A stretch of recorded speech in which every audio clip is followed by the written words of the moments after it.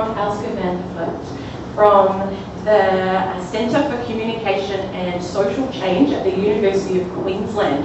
So welcome, Elske. It's great to have you here, and we look forward to your presentation, so please come on up.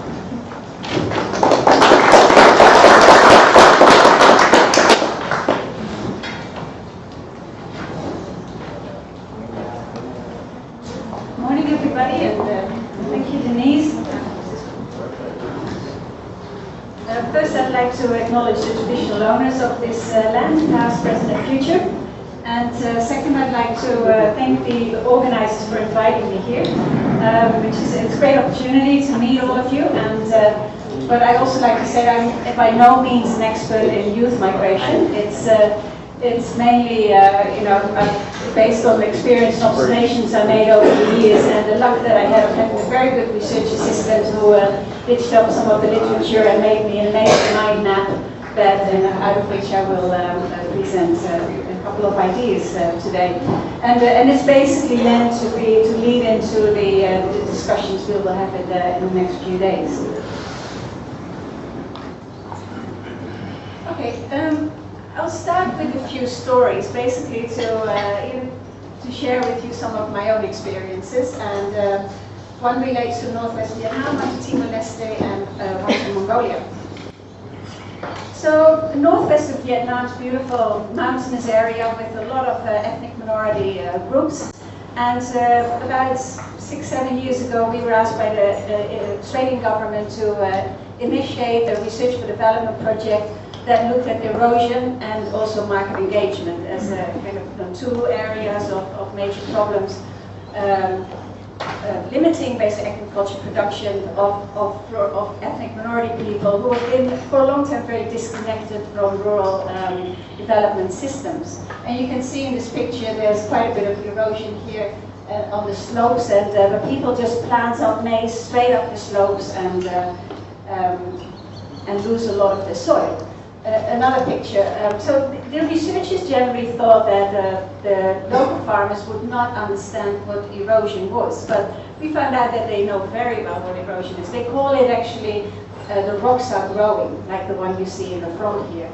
And when you start then talking with them, why that affects their livelihood, they basically say, well, it doesn't really, because the soils are very deep. The soils are still good. We get good crops. They can compensate with chemical fertilizers. But when you bring up the issue of long-term planning, they say, well, it lasts that time. Yeah, but what about your people? What about your children? What about the next generation and the young people?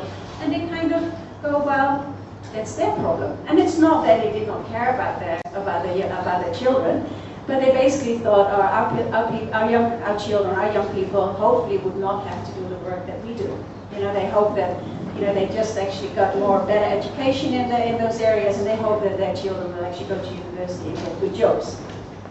But then, of course, the question is who's going to produce the food? Similar in Timor-Leste. The meetings, we also have a research for development project there. Initially, when you just invite farmers in the community to come, it's mainly the old women or the old men. And there's very few young people in the communities there that stay behind and actually would want to get into agriculture. Timor-Leste, of course, has become independent only about 15 years ago, and then 14 even less, and been under United Nations kind of rule for a very long time. And there's a lot of support to rural areas with allowances for veterans, allowances for elderly people. That a lot of people don't really see the need to cultivate the land because it's really hard work. It's very dry, it's very rocky, and it's just very hard work. So all the young people they all get free education. So the moment they have a chance, they go to Delhi, to the capital city, in the hope to get admitted to university or to find jobs. And you see lots of young people on the street who didn't manage to do either. And that, of course, influences the whole society. So that's another area where we see that youth migration actually is tremendously influencing both rural and urban areas. Mongolia. Again, Mongolia is also an area where, so we worked mainly in Western Mongolia, in nomadic herding communities, and you see that herding is mainly a man's business. The women do a lot of processing of the products. But they are very interested to come when there's some advisory activities, particularly when it involves technology. You see quite a few young people who did show up to one of these events, but most of these young people were actually the people who had positions within the local herder organizations, and the women particularly are the ones who have the offices, the jobs in offices in the districts. And you see in Mongolia that the women mainly go for higher education and the men don't, which then, when they come back, if they come back at all, it's quite difficult to match them up with, basically in the social hierarchy, it's very difficult for them to find partners in the local areas, and you get this huge disconnect, basically because of the opportunities they have and the choices that particularly young women make here. So there's three very different situations, and very different kind of due to cultural, economic, and the social situation, very different impact on the youth, on their opportunities, and also on their behaviors of either staying behind or moving to urban areas. And I'll try to unravel a little bit of what the drivers and what the consequences are of this moving around of young people.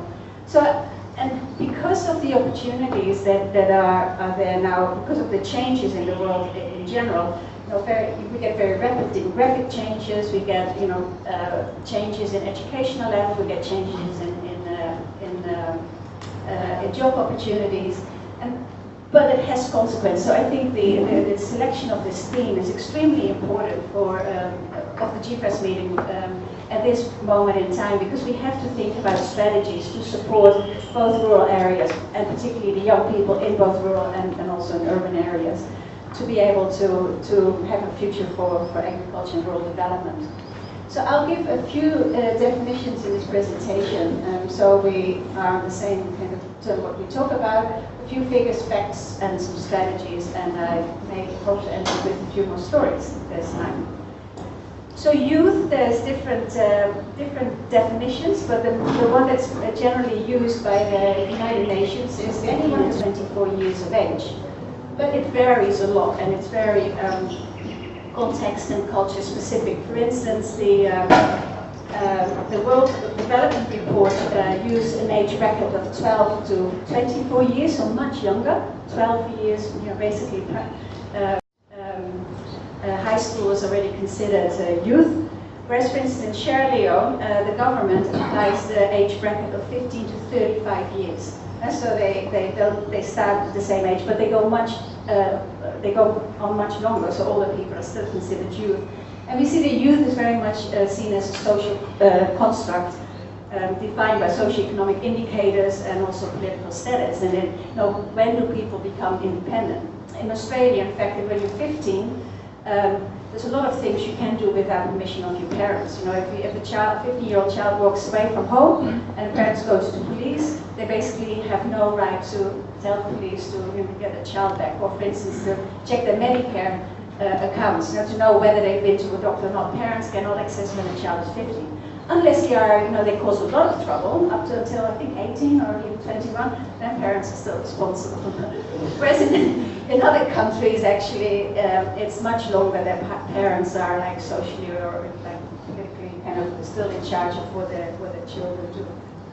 But then we also have to think about with those, it looks like a small age bracket, 15 to 24, but there's huge variation in that age bracket. If we think about a 15-year-old, what I still would call a boy, just dropping out of school, what kind of support he would need compared to a 24-year-old young woman who is a single mother, for instance, which there are lots of them around in many countries. Now we see that they would require very different support structures to be able to be supported in their livelihoods or in change processes. Then migration, it's important to kind of understand there's different types of migration, and there's also different drivers to migrate. In the end, of course, it's a lot about opportunity, about the situation you're in and opportunities somewhere else. The grass is always greener the other side of the fence, kind of idea. So we have to consider temporary or domestic migration, which is very much looking for opportunities still in your own country. It's very often seasonal employment. It could be looking for construction labor out of season in agriculture, but coming back during planting and harvesting to the rural areas. But some, like the youth I was talking about in Timor-Leste, who go to Dili, to the capital city, they basically hope to be staying away for a much longer time. They could be temporary international. A lot of the labor patterns we see now of workers who go for construction in the Middle East or plantations in Malaysia.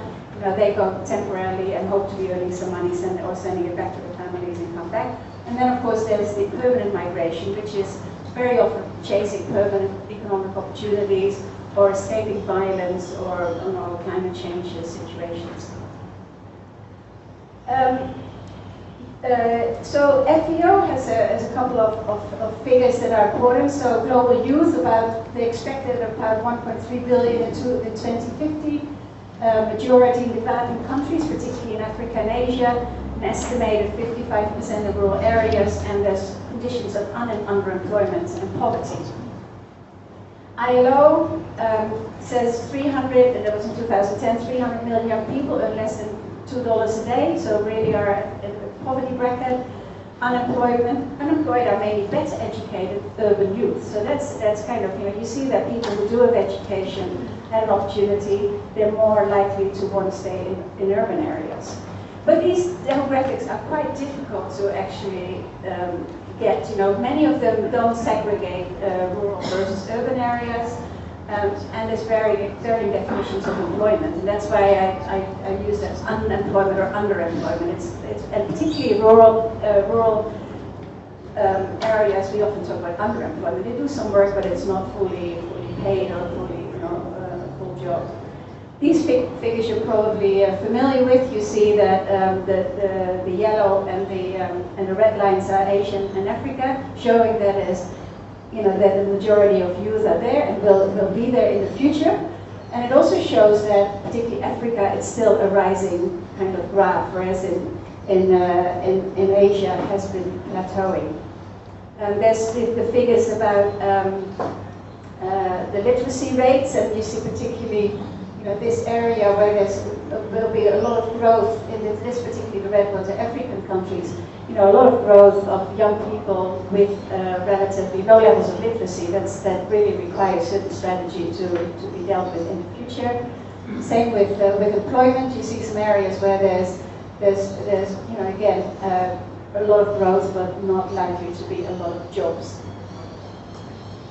So what does it take people to actually move from rural to urban areas? It's very complex. It's not, and it depends a lot on economic, political, demographic, social, cultural, environmental factors, and often many of these factors interact. It's very context specific in how people make decisions.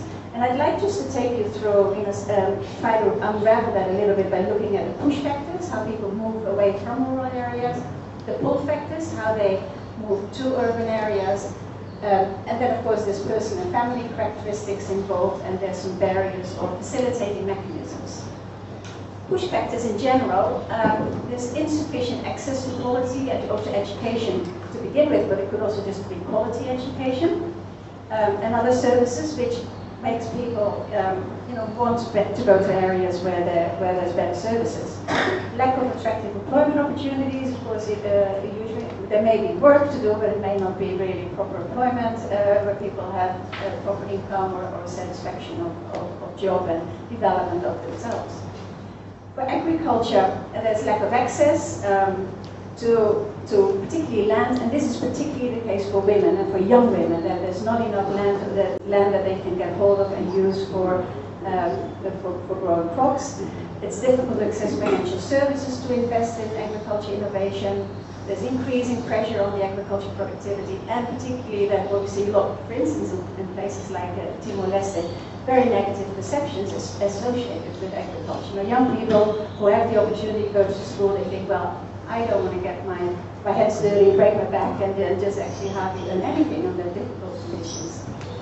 The pull factors are, so basically how people are attracted to the cities is mainly based on perception. Of course there are opportunities, but very often when you make a decision to move away, it is a perception of availability of, and I put it in the hand pieces, all sorts of opportunity and services, but what these sorts are is often very difficult to assess, from a distance. But yes, there is generally more educational opportunities for vocational training, employment, and particularly the connectivity to communication services, to the internet is becoming a huge pull factor. And in some societies, there's also the freedom from restrictive social systems that becomes not a factor, particularly, for instance, for some young women who are better educated, and they want to be away in an area and develop themselves. The consequences of this migration to the city of young people, of course, for rural areas, there are some positive sides. There are more resources for those who stay. There are remittances that are sent back from urban employment to rural relatives. But there are a lot of negative consequences as well that have been listed in many different publications in the literature. Now, we get aging populations, like the pictures I showed you from Elske, more women stay in rural households because men go away for work, labor shortage, reduced education level, diminished entrepreneurship, limited revitalization of the agriculture sector, and deterioration of the rural economy. And of course, it depends on the context and the place where that happens.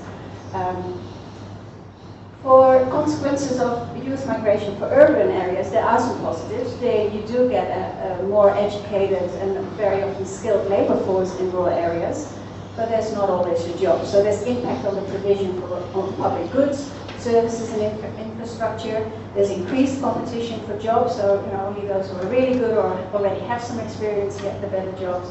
And there's potential for political unrest by idle, disconnected young people. They often form, there's a bit of a gang culture. We see Timor-Leste, they all get, because they need a sense of belonging. They become part of a martial arts group who form small gangs it's one case, but we see it in Europe as well, and here in Australia. Young people who can't get jobs in cities, they get together and sometimes are alone and sometimes do good things. So policies and interventions supporting supporting youth in rural and urban areas, there's two parts that these policies and interventions can do. There's mitigating the consequences at first, so for the remaining rural population, of course, it's very important to improve those services in terms of health, education, and connectivity, because those are the things that, the lack of them, push people away. So if you can improve that, there might be a chance that they'll stay or come back. Investment in agriculture and agriculture education and advisory services, of course, are then important to help get up to speed with developments and with the opportunities that are out there in terms of innovations and technology and social development and social change. For urban communities, there will always be people needed and staying in urban areas, so there's a need for education and vocational training. And we see now that, for instance, in Timor-Leste, the government is developing strategy to, rather than get more people into universities, they're actually developing training programs, or there's a plan to develop training programs for vocational training. They say we don't need more engineers, we do need actually plumbers and electricians, right? And of course there needs to be creation of employment. The second types of policies and interventions are to revert the trend to get more people to stay or come in or come back to rural areas. And that again also relates to improving the services in support of better rural livelihoods, the education, the health and the connectivity. The interventions aimed at providing access to land, which we saw earlier is a huge problem for people who haven't got any. Investment in agriculture, productivity, and particularly marketing. It's not just to be able to grow crops, but also to market them and earn a better living. Facilitating that, and the investment in agriculture, education, and services. I mean, that involves advisory services, but particularly very often also financial services, like credit facilities, to be able to invest and to be able to get linked into markets. So the role of rural advisory services would be, well, very simply said, make agriculture cool again. You know, that is, we see a lot of young people who, even though they come from rural areas, but they get connected, they have different expectations because of the things they see on their mobile phones of, you know, what's happening in the world, and that's why they're attracted to the cities.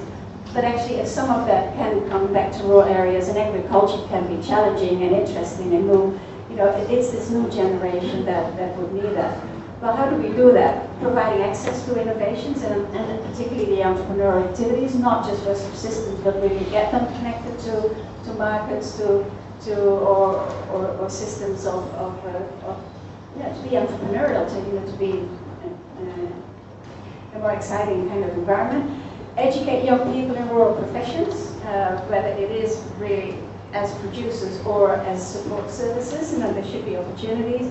Facilitate the service provision in terms of educational, financial, commercial, and the communication part. And I think, as we see more and more, a lot of programs try to use ICTs for development. So you need that connectivity to really address people. On the other hand, I would really want to put a note of warning that it's not only about the information that you can get. It is very often about the critical skill development, and you need to still have that, you know, that training and engagement and collectiveness in farming communities for people to learn those critical skills to do better, you know, to identify what works for them, to adapt innovations to their situations, and to learn to actually be a business manager. I'm running out of time. 2 minutes. Okay, so I'll give a few examples of what I think are important, have been interesting initiatives that could support that youth to be,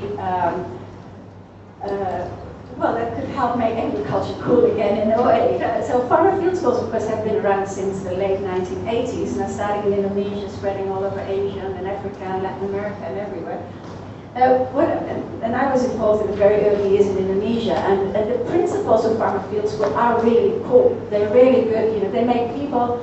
They are about learning about ecology, learning about the reasons why things happen in your field, so that you can make better decisions. It's all about critical skill development, about doing experiments, about doing an economic analysis, so you're able to make better decisions, and that's a very empowering thing to do.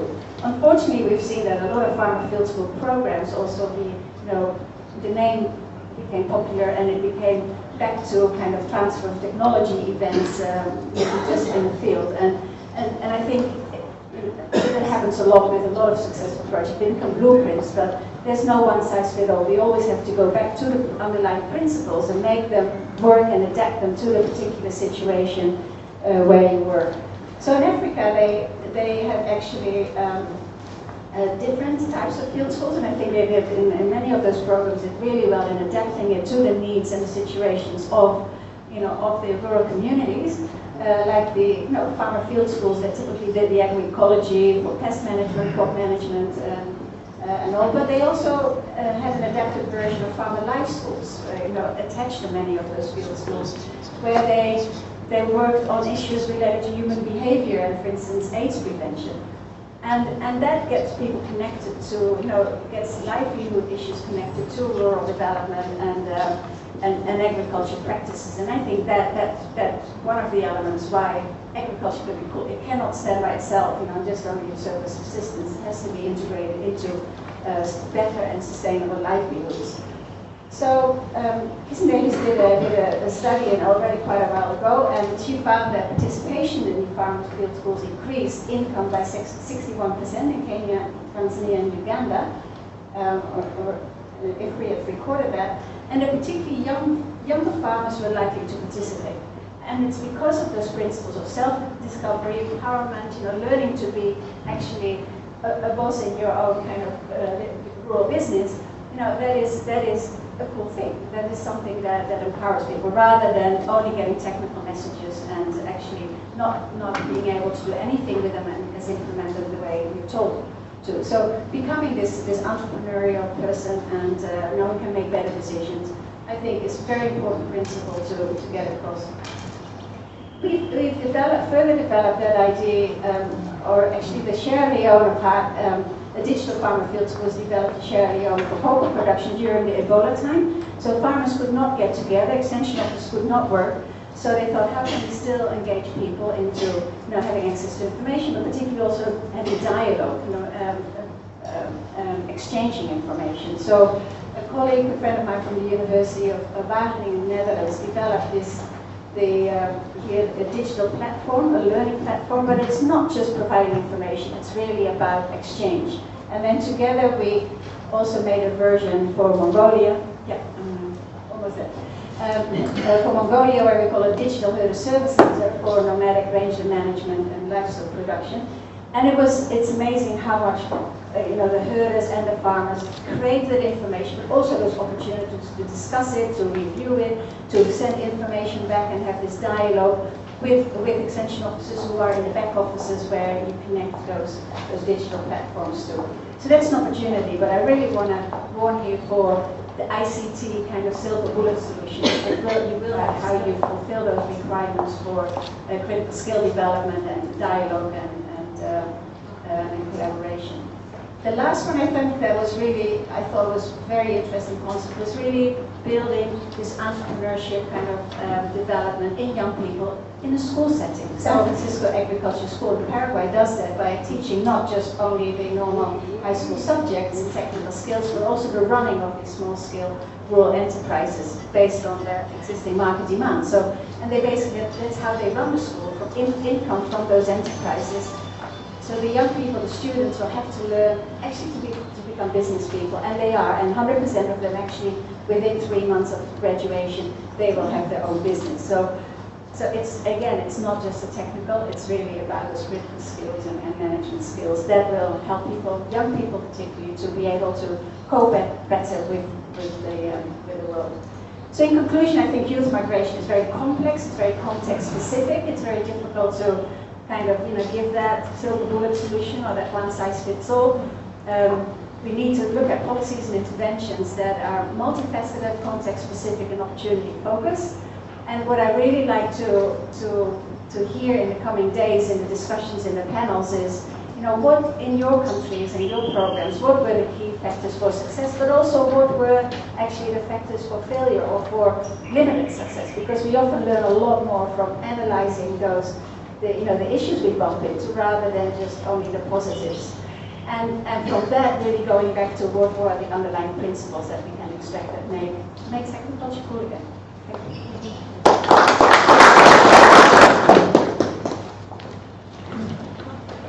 Thank you. Thank you so much, Elske. Now I want to give you a moment to just reflect, and then I'll call for some questions from the floor for Elske, so don't head too far. Sorry, Elske. Sorry, have a little think about the questions that Elske put to us. And John, I'll grab you to the roving line.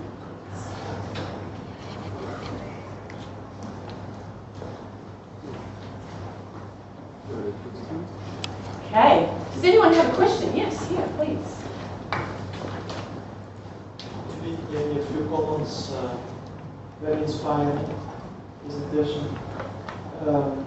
One of the issues we are dealing with, we are facing now, I think much more than, let's say, 30 years ago, is issues of vulnerability that has to do with the circumstances of climate change.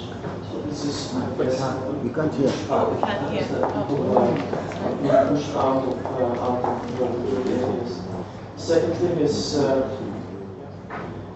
thing is that as a pull factor, it's and we may be struggling ourselves. Governments are putting in policies to make it better for people that have come to the big cities, to create better amenities for those that move, and that actually lures more people, to come to the city. So it is also an issue of the policy environment. We really have to think dramatically.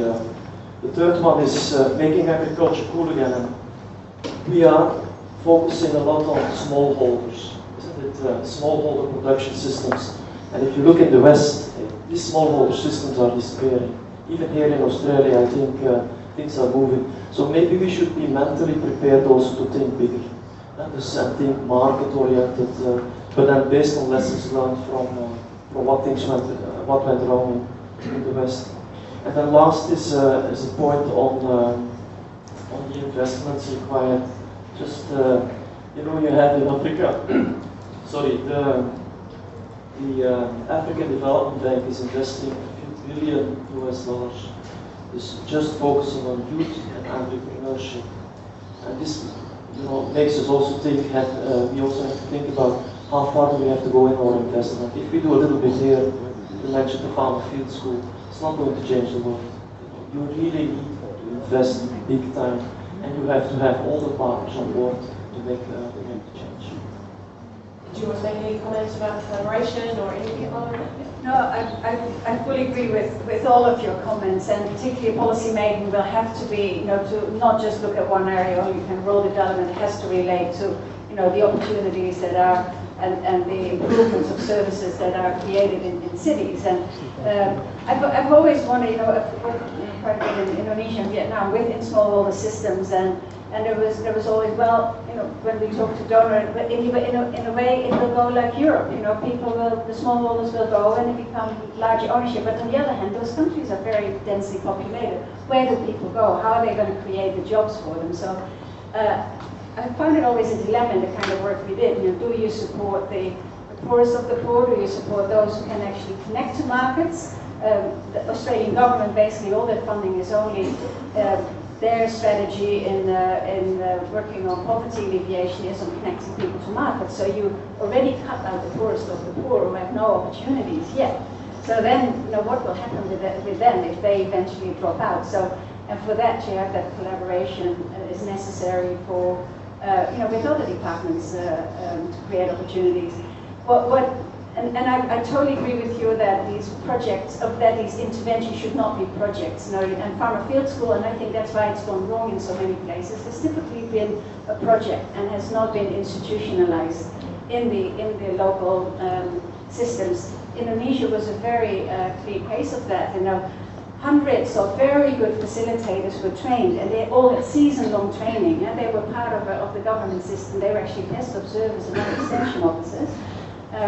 For a reason, because the extension officers were involved in selling inputs, and you know they had another agenda in doing their work.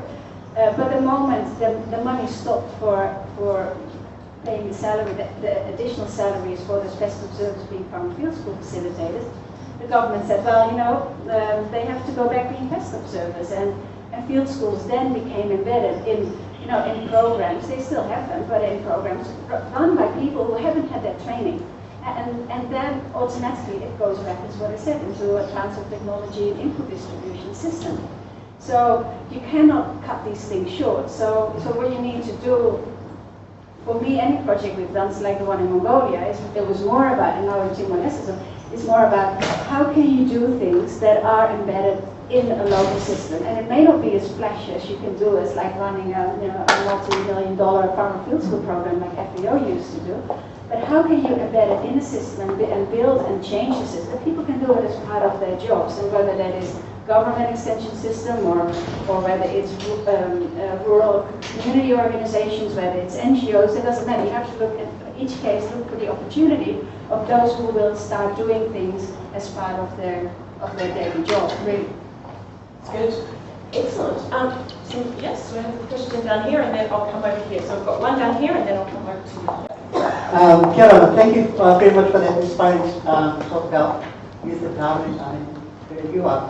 Now, it seems to be that we're always talking about youth, and we're emphasizing youth just involved in agriculture. And actually, with the number of youth coming up now, it's not an agricultural problem, it's a national problem within a country. Say for a country like Wawan, we get government agencies like the Ministry of Agriculture, the Health Department, the Education Department, we all combine forces to sort out this problem. It's not an agricultural problem, it's a national problem that we can sort out. My question to you, I enjoyed your presentation on all this, especially the digital component. Yesterday we had a talk, we had the youth with us, and Angry Man, he's on inside here, he gave an inspiring talk and he gave out his comments. And I asked one of the young ones, I won't say who, I said, do you guys read comics? And he said, no, they don't. So there's another think that we need to find out what they need so that we can support them. So my question to you, maybe it was with both this region, do you ever get other government agencies to help out? Like Jen was talking about climate change. They got heaps of money, and the street TCF, they got plenty of money, they want to get partnership. So I just ask you if you had any assistance from these guys. Thank you. Which guys do you mean? The minister, other government agencies that see that youth is a problem in terms of employment. Not directly my work. Most of my work has been like research for development. So we work on these models for more participatory research or innovation, and then development of kind of learning mechanisms that are embedded in the local structures. And in Mongolia, probably a little bit. There was a large range of management project already going on for 10 years, and then they decided to have a so-called extension component, so funded by the Swiss government, and working very closely with the Mongolian government, but also with universities. And what we saw that so it's partly Mongolian government and also an NGO set up by the program itself of herder collectives and cooperative. But why the government, to get the government on board was I mean, they want to have projects, but to get them on board and really and institutionalize it took about 2 years before they realized, well, first you need to actually establish a legal framework for, what are rural advisory services, and I think, we actually sent some of the Mongolian delegations to the GFRAS meeting both in Hanoi and in Kyrgyzstan a few years ago. And after they were inspired by many of you, at the Kyrgyzstan meeting, they decided to start working on a law to define what rural advisory services are in Mongolia and how they need to implement and actually resource it themselves, because it didn't really exist, And I think that's important, that you find those ways. I mean, if there is a system like Indonesia, it's more about, okay, how can you make it better? But a system like Mongolia, you need to kind of go to the very kind of basics. Like, there's no legal framework. You have to do it first. The government will have to buy into it, and then actually start with something that fits into the needs of current days. Cool. Yeah, so it takes a bit of time. Now, we'll take a last question here. Yeah, thank you.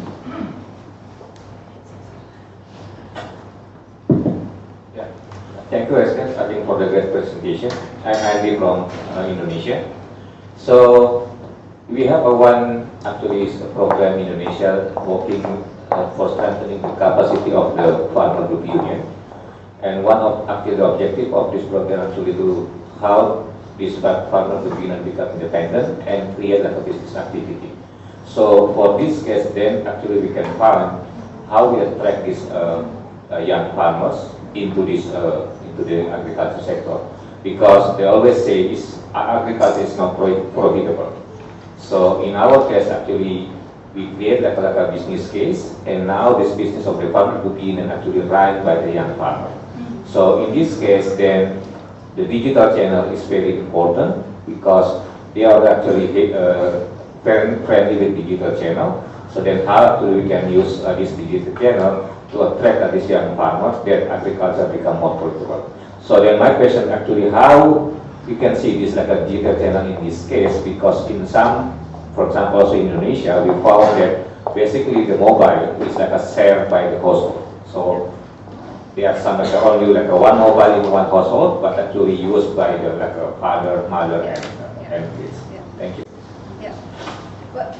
Well, you first need to see, what area are you targeting, and what technology do people have, and can they work with, and are they sharing or not? In some areas farmers have smartphones. Other areas they still have what they call dumb phones, or no phones at all. So I mean that's the basic kind of communication principle. Look first at where your audience is, what they can deal with and what not. So, but it is, I mean, sharing. I think actually sharing the technology, therefore they also more easily share the knowledge, because they are, they use the same thing. And I think that's extremely important, that it's not something like feeding information into heads, but actually having this dialogue about how information is appropriate in an area.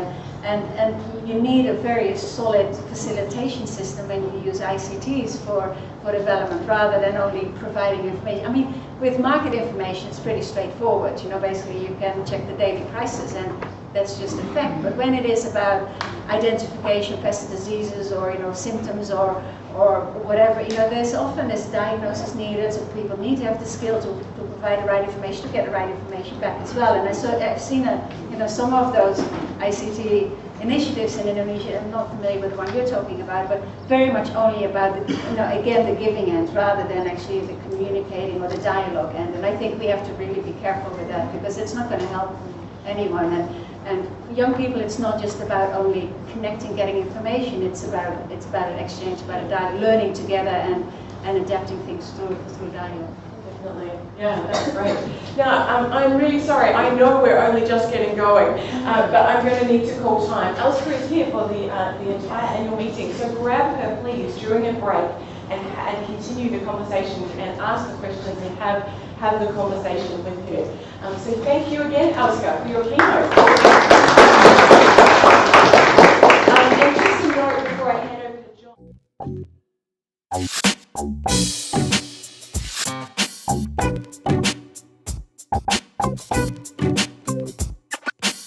John.